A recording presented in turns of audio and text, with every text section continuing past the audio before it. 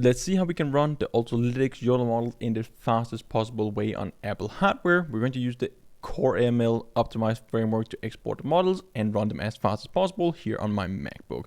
So let's just jump straight into documentation, and then in a second we're going to jump into the code base where I'm going to show you how we can use the models, export them, and how fast they're going to run on my MacBook.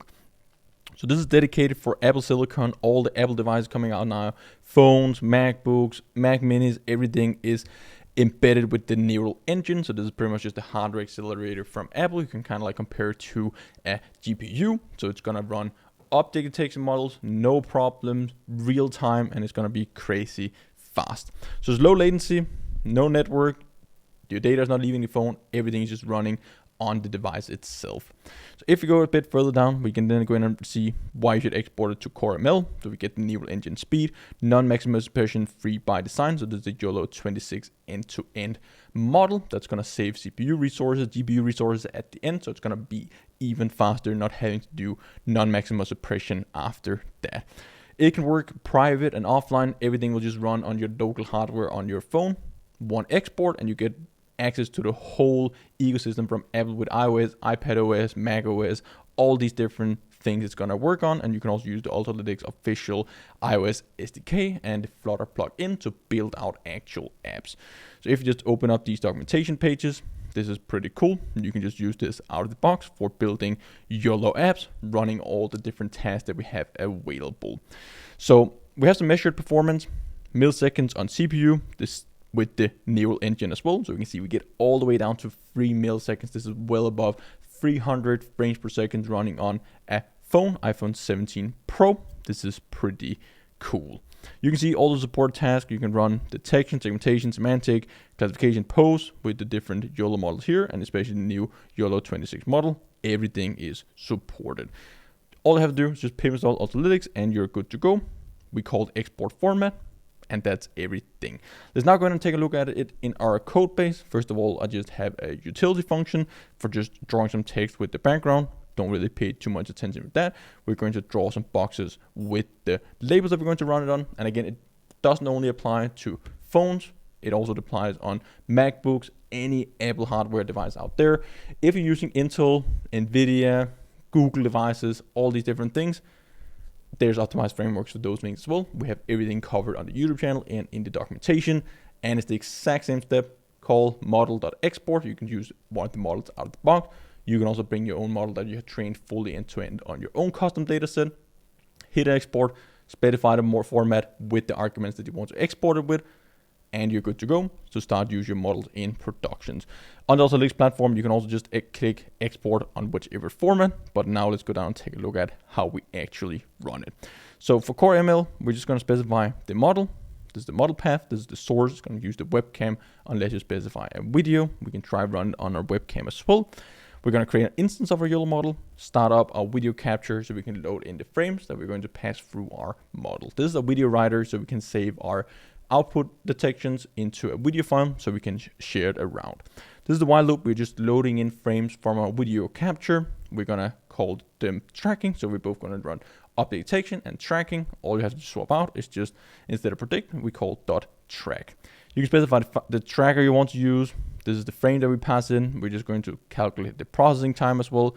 We're going to draw the bounding box labels. We're going to draw the text with background with our utility functions, so our FPS and also our time, and then we can just visualize our detection.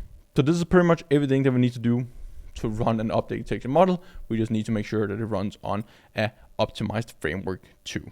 So I'll just cd into my folder here. We have the CoreML tutorial. I'm going to show you I have a few files here. So I have downloaded our x.pt. We're going to run this demo here with a side-by-side comparison with CoreML and PyTorch, where we're just detecting all these x here. So how I created that tutorial was pretty much just export a model. We need to grab this command. All the command line arguments, you can see them inside our documentation. So if you scroll down, there we go. We have all the arguments. You're pretty much just going to specify the exact same as I have. In most cases, you can use quantization and so on if you want to. So all we have to do is just call YOLO export. We have our models egg, the CoreML format. We're going to quantize it to 8 bit, and we also have our image size. So now we just run it. It's going to take a bit here. It's going to set up everything up for us. We can see that it detected my hardware. If you scroll up again, Apple M4 Max. It's going to take probably like a few minutes, and then you have your model exported out. Once that is done, we can just run the inference with PyTorch. As you can see here, CoreML with our PyTorch model, and this is the video file, and then we can run it with CoreML after.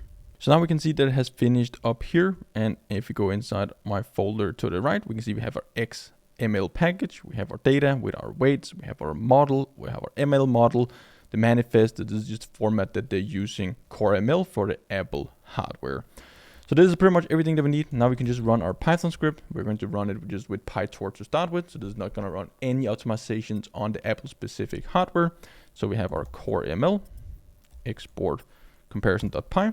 I'm going to run that one, and it's just going to open up this video.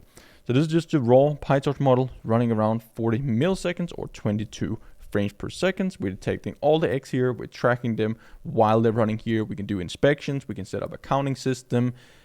This is pretty cool, but if I'm going to deploy this on a Mac Mini, for example, I want to be able to process even more frames per second, or go with lower end hardware, or be able to handle more streams on my single device.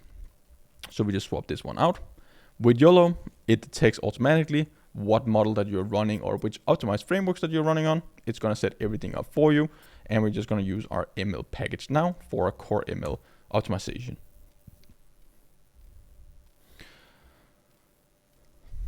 And now we can see that our CoreML inference is running, and this is while I'm doing the recording and everything, which is taking up CPU resources as well. But now we have 17 frames per second compared to 22 frames per second, 15 milliseconds. So it's more than double speed that we're getting. We're not losing any accuracy at all. We're still detecting all the X in here. So 2-3x inference speed with pretty much just using this CoreML optimization for Apple hardware. This is pretty cool. There's no reason to not use it. This is how we take models from our development environment into our production environment, deployed on Apple hardware, mobile devices, edge devices. This is very important that we know, and we use the exact format for the exact hardware that we're going to run our systems on. Hope you learned a ton. Definitely make sure to learn quantization, export format, optimized for hardware. It's pretty easy. Just go through our videos, and I hope to see you guys in one of the upcoming ones. Until then, happy building.